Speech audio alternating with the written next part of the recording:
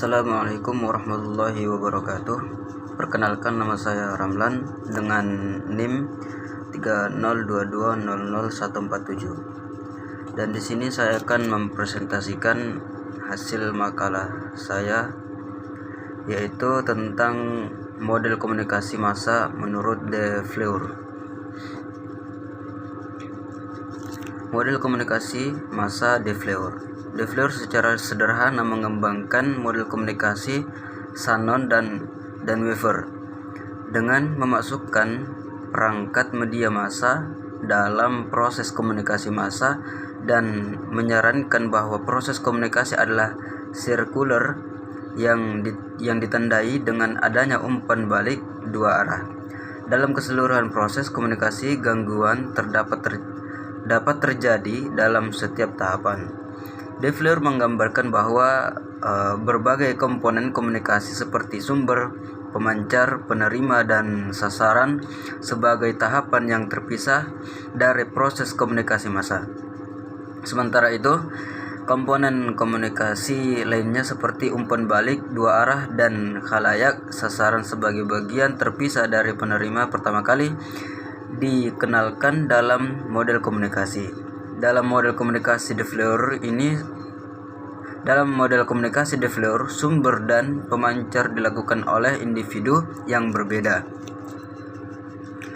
Hal penting lainnya dalam model komunikasi De Fleur adalah adanya perangkat umpan balik yang membantu sumber untuk menganalisa khalayak sasaran sebagai bagian terpisah dari penerima pesan. Nah, di sini tidak semua penerima pesan adalah khalayak sasaran karena khalayak sasaran akan membuat beberapa umpan balik yang akan membantu sumber menemukan khalayak sasaran dengan menggunakan perangkat umpan balik.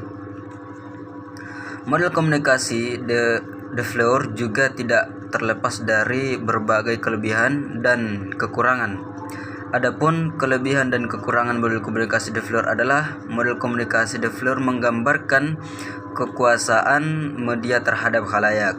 Namun model komunikasi De Fleur juga dipandang tidak menggambarkan efek media jangka panjang terhadap khalayak.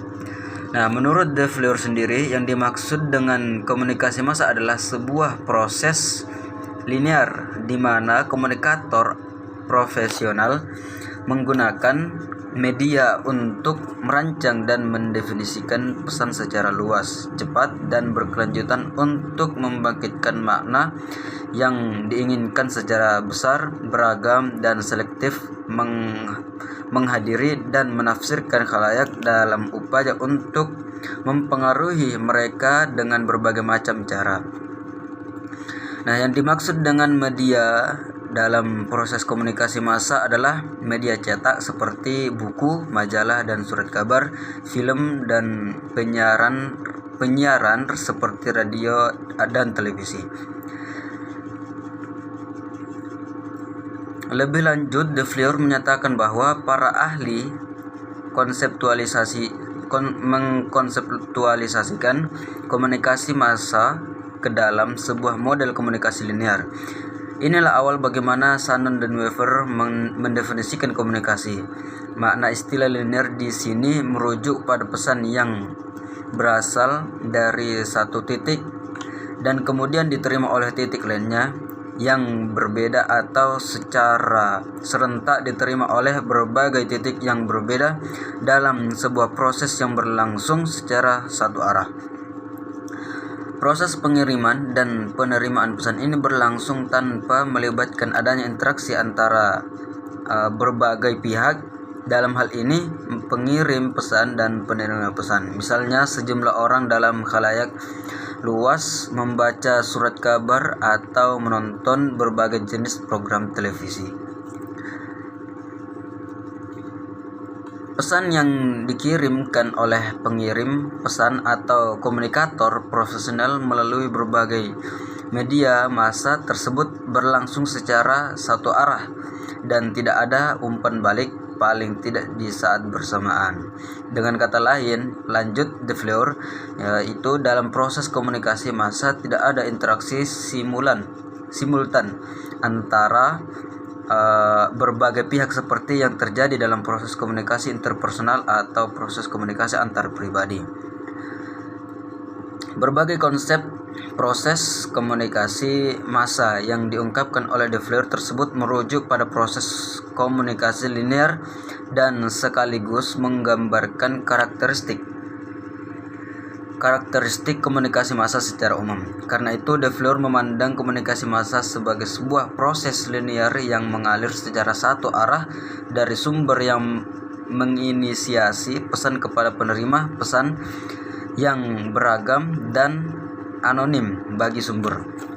De Fleur tidak menampik bahwa setelah pesan diterima oleh penerima pesan akan terjadi umpan balik tertunda yang dilakukan oleh penerima pesan kepada pengirim pesan dalam berbagai bentuk seperti misalnya surat kepada editor, surat kabar, dan lain sebagainya.